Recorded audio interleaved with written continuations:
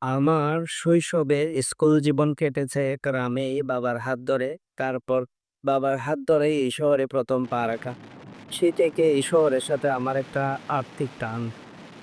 কলেজে উঠে অনেক সময় হোস্টেল থেকে পালিয়ে চলে আসতাম, যদিও বাবা-মা জানতো না। শুধু এই শহরের ভালো লাগাটা আবার একটু টের পেতে।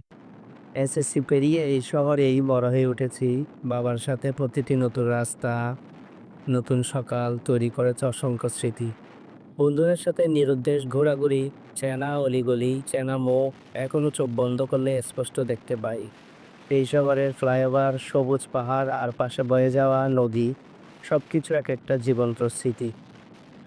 এমন কোনো দিন ছিল না যেদিন কাজের তাড়ায় বা বন্ধুটাকে বেরিয়ে পড়েনি। শহরের অলিতে গলিতে আড্ডা দেই। আজ প্রবাসে থাকি। প্রবাসে থাকলেও এই শহরটার জন্য মনটা হাহাকার করে। কারণ মানুষ অনেক কিছুই ভুলে যেতে পারে, কিন্তু প্রিয় শহর, প্রিয় স্থান তা কখনোই ভুলে থাকা যায় না। তবুও যখন আসি এই শহরটাকে আবার নতুন করে ভালোবেসে ফেলি।